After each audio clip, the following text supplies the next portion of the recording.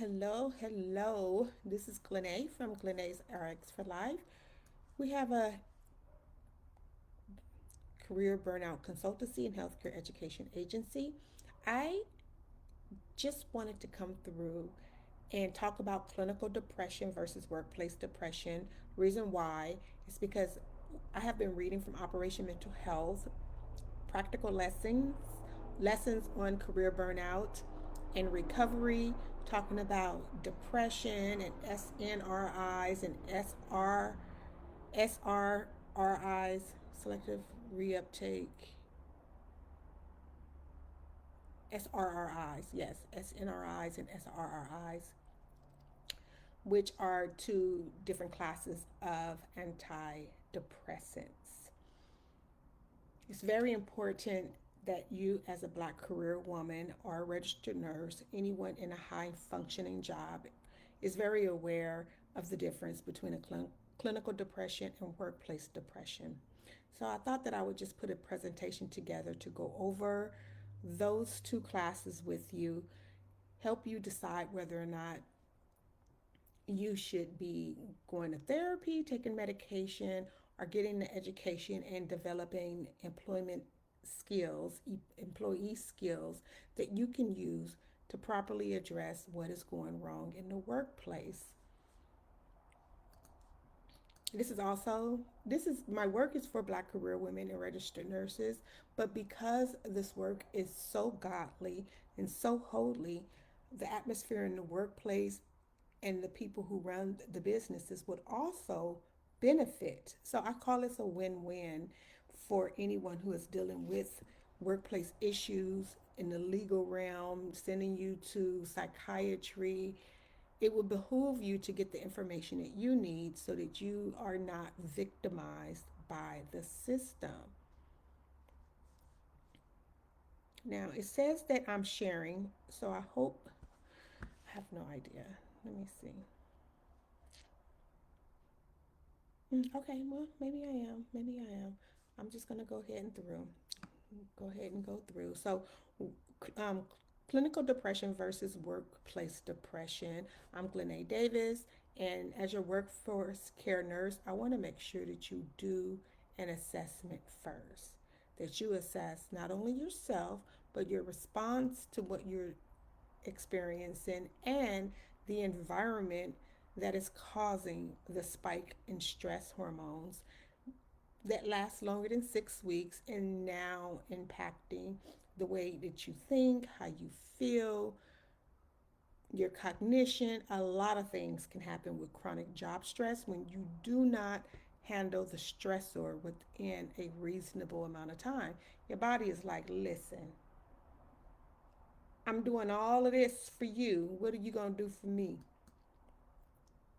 So, the question we often miss for Black career women and registered nurses who may present to the doctor about their symptoms is that, first of all, not every worker experiencing depressive symptoms have major depressive disorder, but it is a catch all for so many workplace employees. I've often said for years now, 75 to 95% of all doctor's office visits are for job related stress. That's a lot of people across our nation going into the doctor's office with all of this symptomology, and the root is the workplace.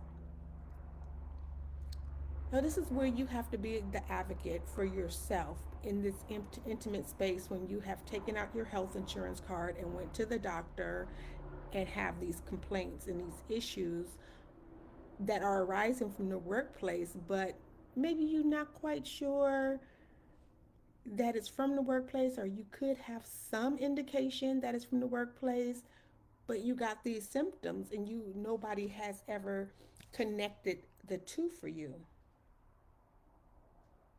When you come to workforce care, we would ask you what, not what's wrong with you, but what's happening at work. I know you're probably saying, like, what's wrong with me? I'm like, I can't stop thinking about the workplace, and I can't stop thinking about this person who did this to me at work, and I'm having all these ruminating thoughts, and you're, feeling depressed and not wanting to get out of bed. You can't sleep. You're tossing and turning. Your weekends go like a vapor. You back at work. The Monday grind lasts all week long. You counting the days of the week. Your life should not be like that. That's exhausting. That's tiresome. And just because everyone is doing it doesn't mean that you have to do it also. Peace is a thing, and I want to help you get to them. And in order to do that, we must address what's happening at work along with your symptoms. Clinical versus workplace depression. For clinical depression, which is a diagnosis for the major, which can fall into a diagnosis for major clinical depression. So, clinical depression happens across life, all life areas, home, health, work, everything. It persists away from your job. It is a DSM diagnosis, and it is treated with therapy and medication. However, workplace depression is closely tied to work. It arises from work. You were happy, everything was going along blissfully, and then all of a sudden, something happened. Your symptoms may improve away from work. You desire not to be at the job anymore. You long for maybe starting to look for another place to work because of everything that's happening at the job. And the treatment for that is education. You have to understand and have a positive mindset about what is happening at work, what your role is as an employee, as a condition of employment, so that you do the right thing at the right time and are not left um, accountable for not doing the things that you were supposed to do. And what that requires is a workplace assessment and intervention on your behalf.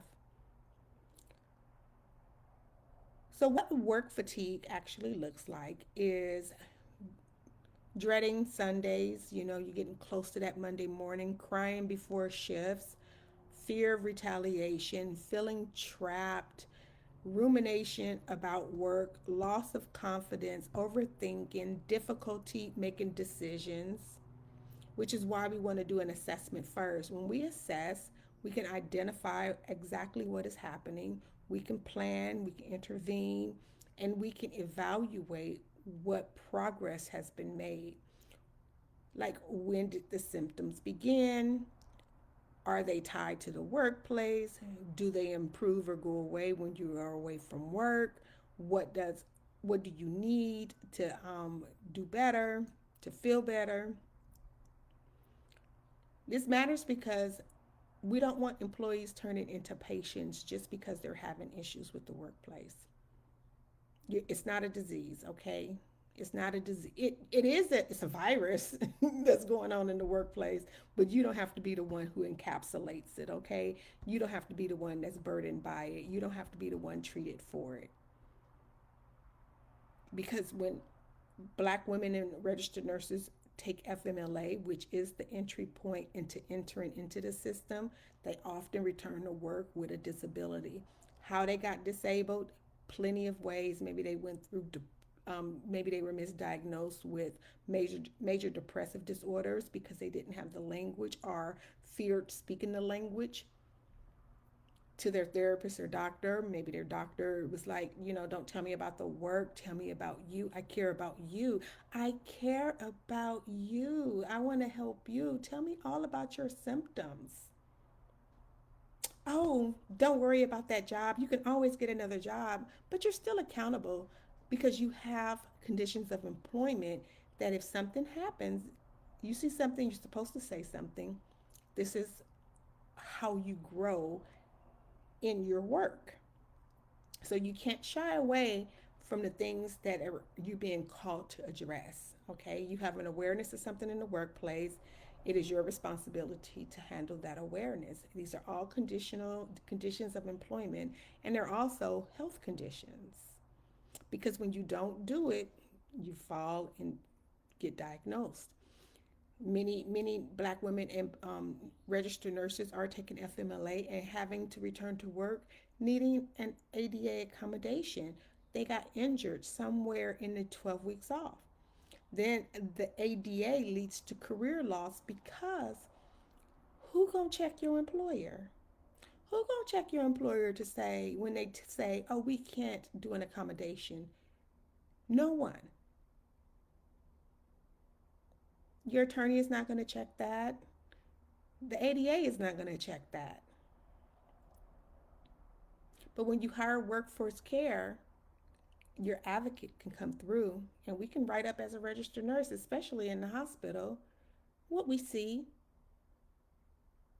We can look to see how many jobs, like there's a plenty of things that we can do to not catch your employer in a lie, but to help them understand that your health equity is on the line and that you are an invaluable employee and an accommodation could be right for you. Because what comes after that is that burnout leads to poverty.